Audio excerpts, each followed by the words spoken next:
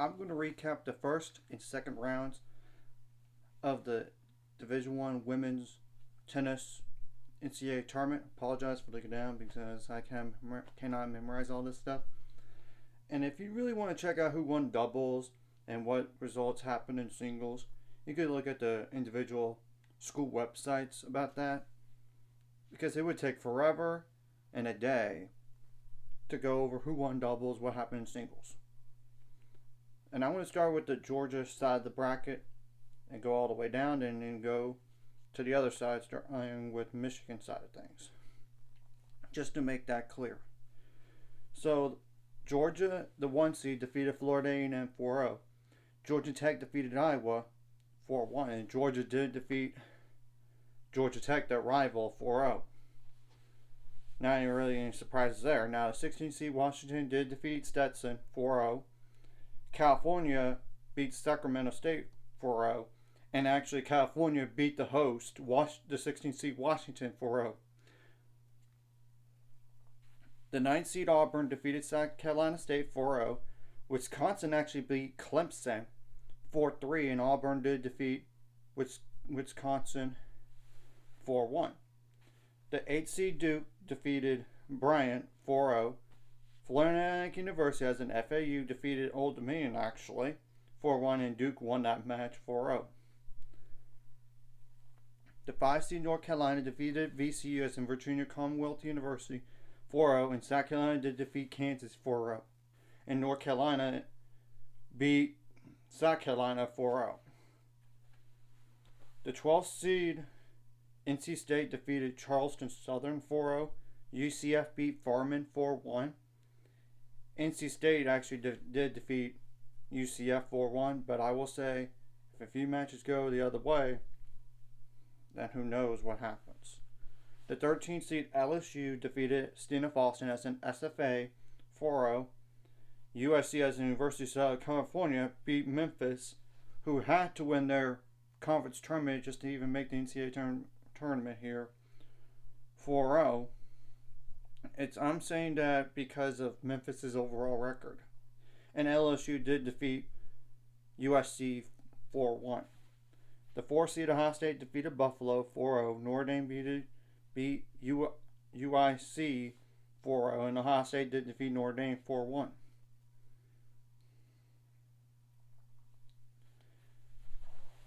The 3 seed Michigan defeated Youngstown State 4-0.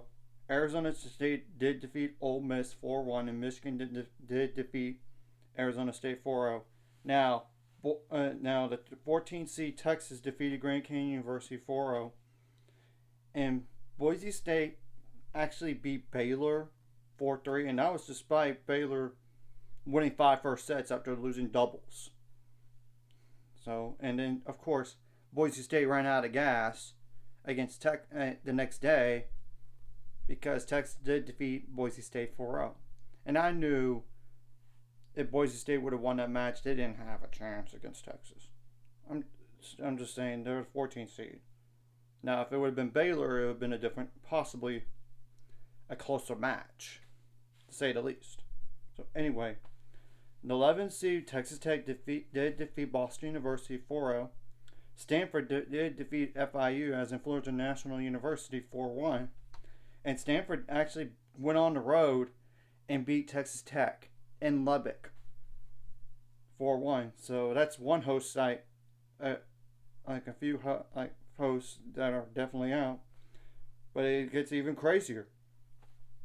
The 6 seed Oklahoma did defeat Denver 4-0, and Oklahoma State did defeat Tulsa 4-0. Now, Oklahoma State actually went on the road and beat Oklahoma at Oklahoma 4-2, despite losing doubles. And I only know that because I kept track a little bit here. So, the 7th seed Virginia did defeat Fairleigh Dickinson University, as an FTU 4-0. Illinois did defeat Arizona 4-1, and Virginia did defeat Illinois 4-1. Now, the 10th seed Tennessee did defeat Elon 4-0. Pepperdine actually beat Wake Forest 4-1. And then Tennessee won the next match 4-0. Now, the 15th seed Vanderbilt did defeat Xavier 4-0.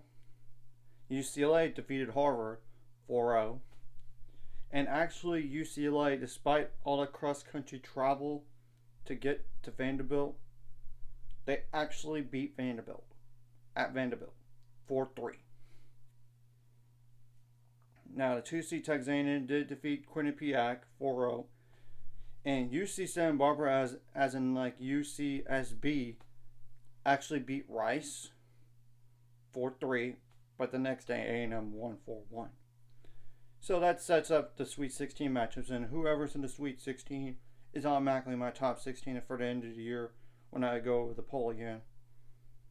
I mean, I'm just doing based on results based, and if like 17 through 19 I'll just do as well, but it's gonna be like teams that barely didn't go to the NCAAs, or like their host Sweet 16 and didn't go further than the round of 32. So now the Sweet 16 matches are either May 9th or May 10th.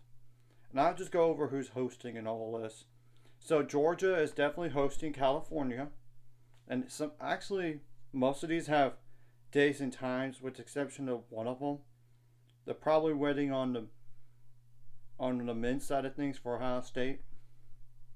They probably are, but I don't know. And all these times listed, of course, are in Eastern time, so we got to keep that in mind here. Now Duke is the 8th seed, is going to host the 9th seed Auburn. That's one of those could be close, very close matches there, and that's on May 9th at 5 p.m. Now the battle of the ACC schools, the 5 seed North Carolina is taking on the 12 seed NC State on May 9th at 5 p.m. Now, Ohio State, the 4 seed, will take on the 13 seed LSU. We just don't know the day or the time yet up to this point here. And I'm sure it'll be announced later. Now, the 3 seed Michigan will definitely host Texas, the 14 seed, on May 10th at 1 p.m.